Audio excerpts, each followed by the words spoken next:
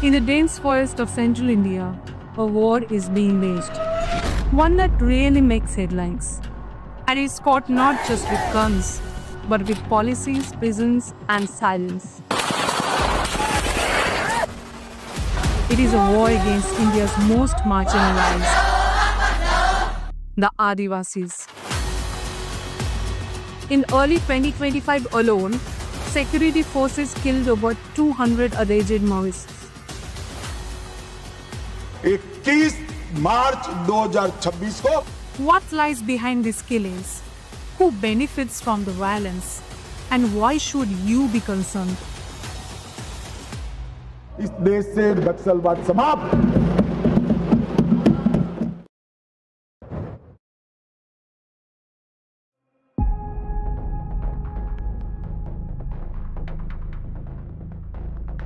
During a search operation on January 1st, 2024, in Mudvendi, a police bullet struck a 6-month-old baby girl, Mongli Sori, as her mother was feeding her, killing her instantly. On April 2nd, 2024, Kamli, a 12-year-old deaf and mute girl, was taken by the police and shot multiple times. Authorities later falsely claimed that she died in an encounter with Maoists. These are among the few reports that managed to emerge from the deep interiors of Chhattisgarh since the start of Operation Kagar. जब से operation कागार शुरू हुआ है, पूरा counter insurgency ज्यादा intensify हो गया है और 400 से अधिक लोग मारे गए हैं। पूरा समय ही रोज ही हमें हत्या की ही बात हम सुनते रहते हैं। Between January and July 2024 alone, 141 people were killed, but villagers claim many were civilians caught in staged encounters, not Maoists. This is just history repeating itself. In the name of making India Maoist-free, several welfare campaigns and military operations have been launched since the 90s, but never before have we seen such a large-scale assault on Adivasis. 40 गांव की list आई है। वो ये कह रहे हैं जो 22 तारीख से लेके अभी तक जो युद्ध करते रहे, गोली चलाते गए, वहाँ इतनी बम बारूदी है, उससे 40 गांव वाले को आज के डेट में इतनी दिक्कतें हो रही है। वो लोग मोआ बीनने नहीं जा सक रहे हैं, तेंदुपत्ता तोड़ने नहीं जा सक रहे हैं, नदी नाला नहीं जा सक रहे हैं, वो अपने मूल कंद तोड़ने नहीं जा सक रहे हैं। आमचूर जो भी है, वो उनसे जो एक आज़ादी की जिंदगी है जंगलों में, वो नहीं जा पा रहे। In the first 5 months of 2025 alone, security forces in Chhattisgarh have killed 235 alleged Maoists, already surpassing the previous year's total. That's a sharp rise from just 23 killings reported in all of 2023. In these unreported territories, the state has become judge, jury, and executioner. What is happening today in the country? Encounters have been intensified and in the name of Naxal Mukt Bharat.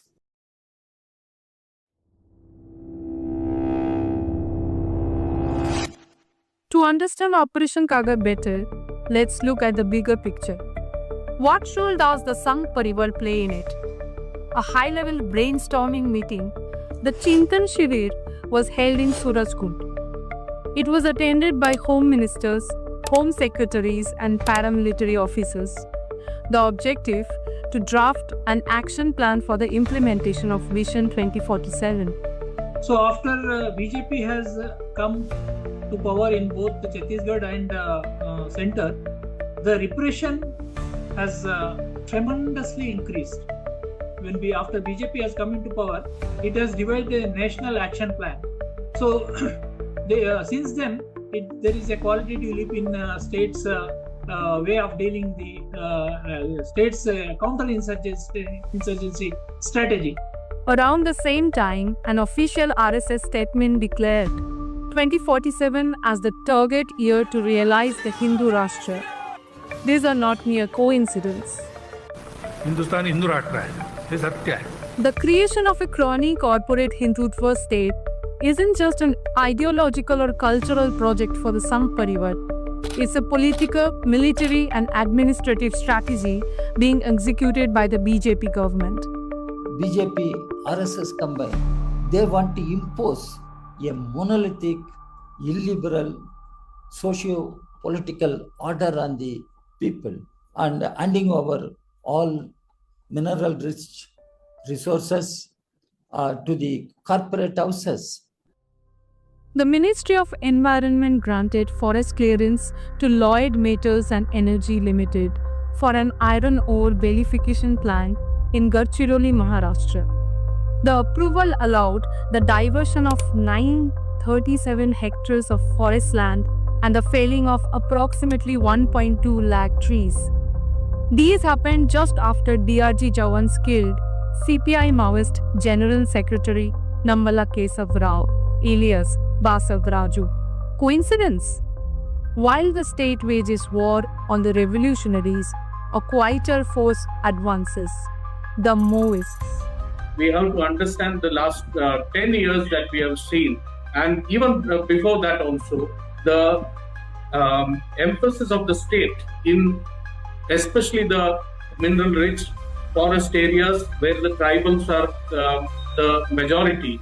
In those areas, how repressive measures have been taken up, from the Salva Judum to the Green Hunt and even the present Operation Kagar. In the name of development, vast mineral-rich lands are being handed to corporations. From 2003 to 2021, Chhattisgarh signed over 370 MOUs worth more than 18 lakh crore. Roads, railways and paramilitary camps followed. The goal? Secure extraction zones. Chhattisgarh fuels India's growth, rich in coal, iron, tin, steel and now rare earth materials. Its mines generate over 30,000 crore each year. Yet, the state ranks 26 out of 28 on the Human Development Index. Half its children don't survive past the age of 5. Only a third of homes have clean drinking water. While 47.9% of Chhattisgarh's population lives below the poverty line, the wealth under their land is carried away by the wagons of profit houses. मेरे आदिवासी का जल जंगल का क्या?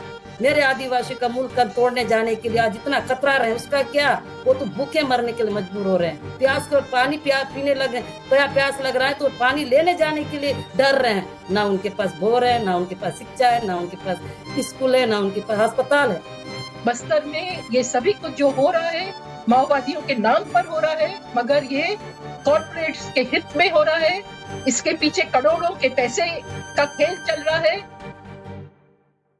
Laws designed to protect indigenous rights are being systematically undermined. Schedule 5 promises the tribals of this country that their state, if it wants to enter, although eminent domain they retain, but the state will enter the tribal areas after taking the consent of the tribals. But to avoid legal hurdles, the state blatantly manipulates these laws. Though several protections exist, Gram Sabhas are almost never consulted, and their objections are routinely ignored. Even government bodies have found irregularities in obtaining Gram Sabha clearances.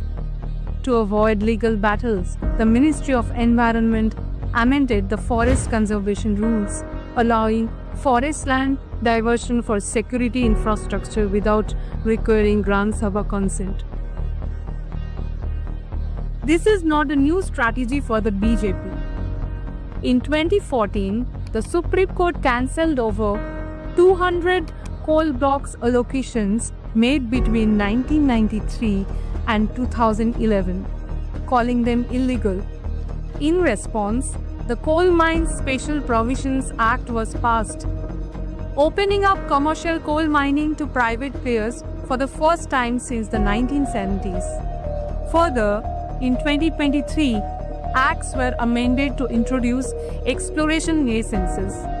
These legal shifts have enabled the widespread transfer of mining rights to private firms, which makes it clear as daylight. This is a government by the corporates, for the corporates. The actual intention of the government is to open the doors for the corporates to loot the Jal Jangal Zameen and also the mineral resources of our country. Since 1947, no community in India has faced more displacement than the Adivasis. Over 6 crore people have been displaced due to development projects.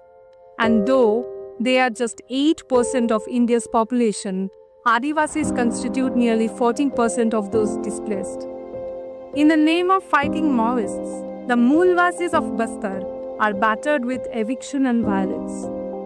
Nowhere was this more evident than during Salwa Judum. The Salwa Judum goons were completely aided and abetted by the state police and central paramilitary forces, and they started attacking the villages, Adivasi villages, and at that time nearly 300-400 or more than 300-400 villages were burnt and lakhs of people were displaced. Many of them were kept in state-led camps within Bastar, and many migrated into neighboring Telangana also. In the last 20 years, more than 800 complaints have been submitted to the Apex Court, none of which resulted into compensation. Ironically, security camps are now being rebranded as integrated development centers, consolidating schools, hospitals, and ration distribution within heavily guarded enclosures branded as Manwa Navun Nar. This is life under an open-air prison. So in that Mad area, for every 3 Adivasis, there is 1 police person. You can imagine how the Adivasis are leading life there. Nandraj, Raughat, and Bailadila are not just hills. They are sacred to the Adivasi communities. But now, these hills are surrounded by camps and drilled for minerals. These mining operations not only cause massive ecological destruction, they dismantle the Adivasi way of life and livelihood, which is deeply connected to the forest and hills. In Chhattisgarh's Hasdeo, once declared a no-go zone for mining, clearances were granted to the Adani Group. Nearly 1.5 lakh trees have been cut to clear 762 hectares of this forest. Another 2.5 lakh may follow for the next coal block.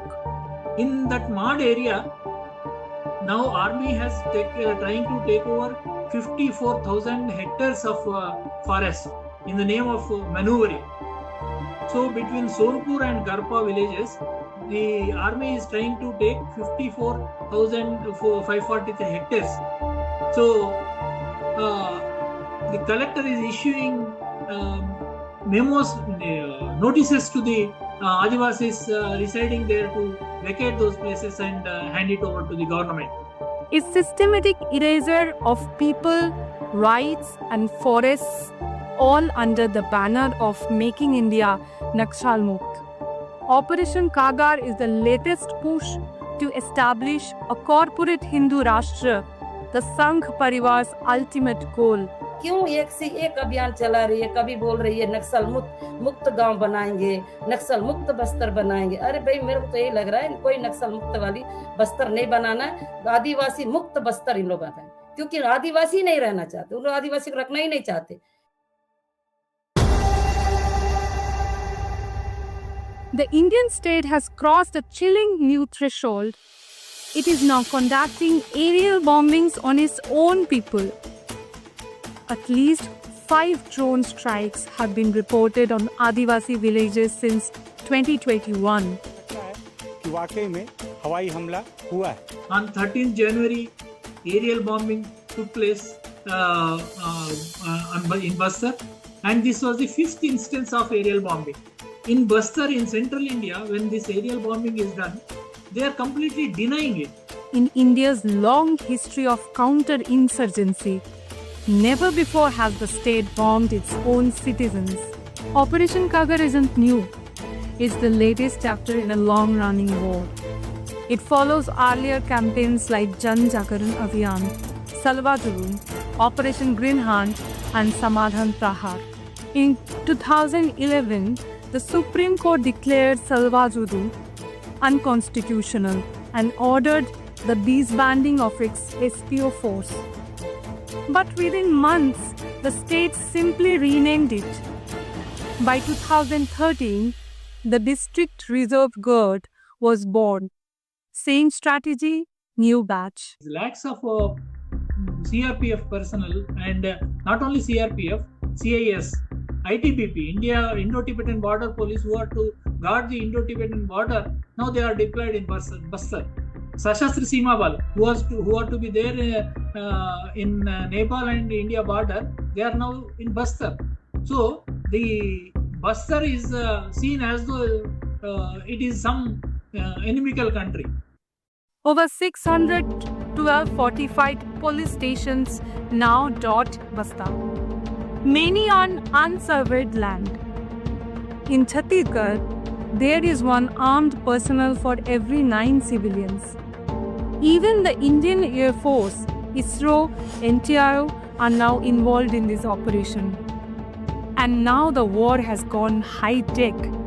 Forests are now monitored by Netra 3, Bharat drones, Israeli Heron UAVs, the same one used in Gaza conducting a genocide. This is not just militarization, it's a war without accountability. सबसे ज्यादा तक जेला है हम आदिवासी ने जेला है, हमने खोया है, हमारी पूरी जमीन वो मतलब मिट्टी जमीन पूरा मतलब बारूद के ढेर पे चला गया, हर पेड़ में गोली, हर नाले में गोला बारूद और गोलियों का वो कितने लोग को हमने खोया है.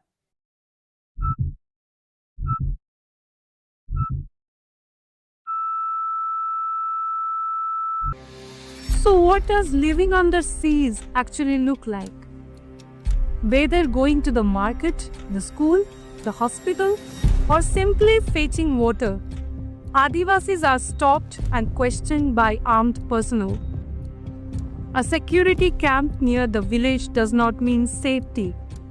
It means constant surveillance, restricted movement, and livelihoods under threat. Bastar के जो आदिवासियों की आज की स्थिति है कि वो ना ही शांति से जी पा रहे हैं, ना ही वो शांति से मर पा रहे हैं. कोई मवा बीनने वाले, कोई धान काटने वाले, कोई जंगल घूमने वाले, कहीं भी कुछ भी हम लोग उठेंगे और शिकार घूमने वाले, कुछ भी जंगल झाड़ी घूमने वाले लोगों को जहाँ माल मिलता है वहाँ से मारते और गोली मारते होबरा तो और कुछ भी मिलने से उन लोग ऐसे करते रहे. इसी वजह से हम लोग विरोध है. Fed up with atrocities, mass protest against security camps began in 2019 when locals demonstrated against a security camp in Potali, Dantewara. A year later, a massive protest erupted in Pakhanjur where 50 elected sarpanches resigned in opposition to new BSF camps. But it was the Silgar protest that drew national attention. In May 2021, a paramilitary camp was set up overnight. The next morning, protests began. 50,000 Adivasis marched to the Silgar camp peacefully. On the 5th day, CRPF forces opened fire, killing 3 people on the spot. A pregnant woman died in the stampede. 3 years later, the inquiry report remains buried. No one has been held accountable. Not a single family has received compensation. Thing is this, that the government of India, despite many reports of the government itself, of independent bodies like the Planning Commission, where it was very clearly pointed out, even in 2006, that the government should not take a security-centric view, but it should take a view where the rights of the Adivasis are respected. Only then can you contain agrarian unrest. Leaders from Chhattisgarh Bachao Andolan, Sarv Adivasi Samaj, Bastar Jan Sangharsh Samanvay Samiti, Madh Bachao Manch, and others have been arrested or threatened with death. By 2024, key youth leaders like Sunita Pottam and Raghu Miriani had been arrested. According to Ministry of Home Affairs, 6,804 arrests were made in Bastar region alone. Many civilians spent 2-3 years in jail under false Naxal charges. This is how the state responds to dissent, with bans, beatings and jail sets.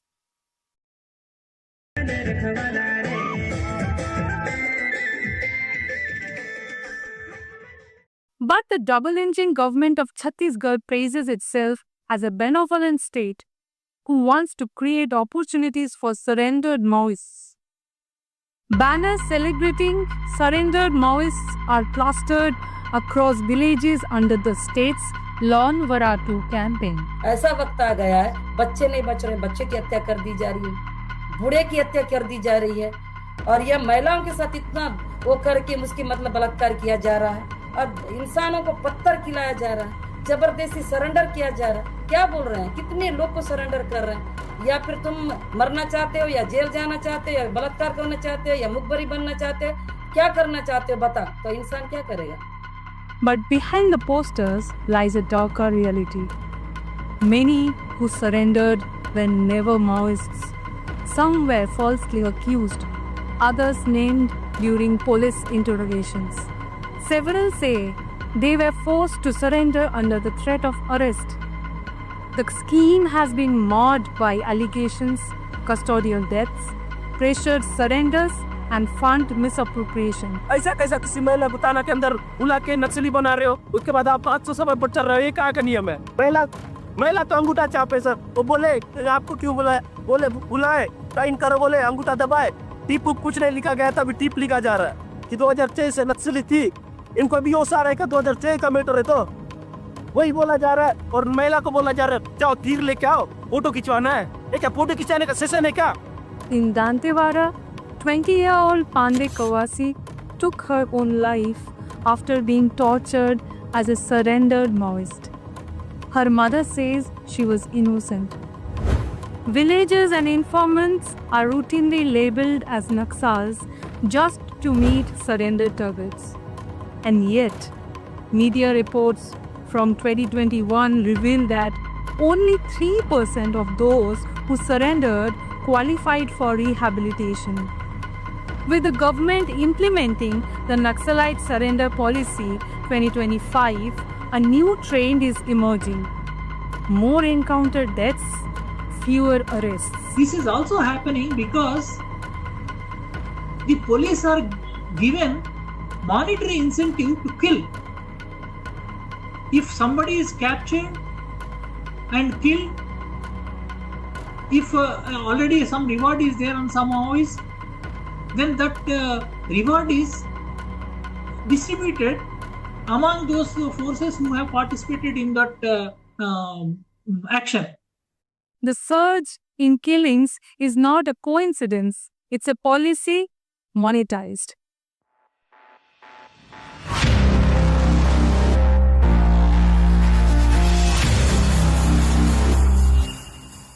The Indian state says it wants peace, yet continues to wage war. Since April 2025, CPI Maoist leaders have issued 5 statements calling for a ceasefire and peace talks. Civil society groups, academics, and even retired officials supported the appeal. जब वहाँ Maoist की तरफ से अगर unilateral cease fire की बात आ रही है, तो फिर आप किस आधार पर आप उन पर कार्यवाही करते जा रहे हैं? पिछले 1 महीने से आप मुठभेड़ करते ही जा रहे हैं। This is not new. Over the years, Maoist leaders have repeatedly expressed willingness for talks. From Azad's letter to Swami Agnivesh in 2010, to our mind, makes out a very, very clear case, unmistakable case of cold-blooded murder and not a genuine police encounter. To Rupesh, April 2025 appeal for a political resolution. Each time, the state either ignored the offer or responded with bullets.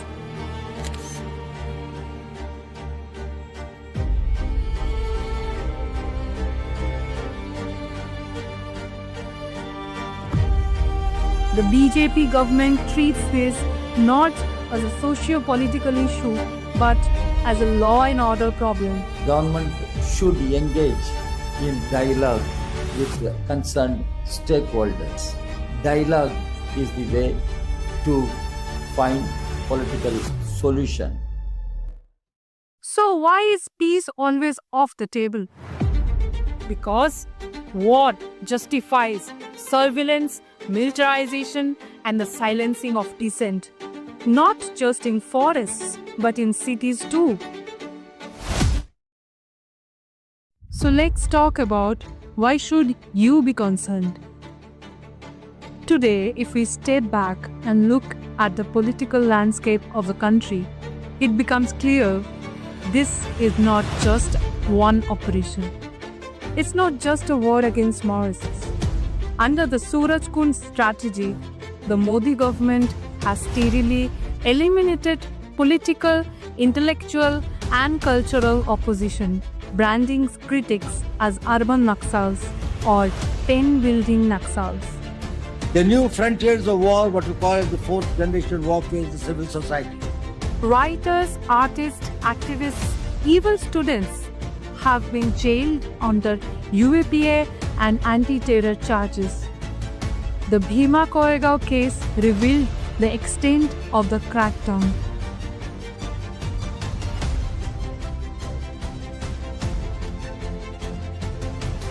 Today, the state holds unchecked power. It can brand anyone, anything as a Maoist. And once branded, the killings become justified. This is not just repression, it's a dangerous trend, and it's accelerating. Through a tightly controlled media, the state manufactures public consent. The story is simple. Once India becomes Naxal-free, development will follow. We'll finally be a modern society. But behind that promise lies a deeper agenda. It's a distraction, a narrative to deflect from rising unemployment, inflation, poverty, and hunger. The war on Maoists becomes a war on the poor and a cover for economic failure. At the heart of it is the Sangh's vision of New India, a vision that demands total control of land, of language, of resistance. And on the ground, foot soldiers of the Sangh Parivar carry out this mission with impunity. Activists, journalists, students, farmers, Muslims, Dalits all face the same violence, the same erasure. And yet, we are told this is normal. But it should concern you. The grotesque celebration of security forces after killing fellow citizens should concern you. A war waged not for security but for corporate profit should concern you. A democracy where dissent is a crime should concern you. Operation Kagar is a warning. The war is no longer at the borders. It's inside. Waged not just with bullets, but with bulldozers, with laws, with surveillance, with silence. But as long as revolutionary movement exists, the vision of Sangh will remain incomplete.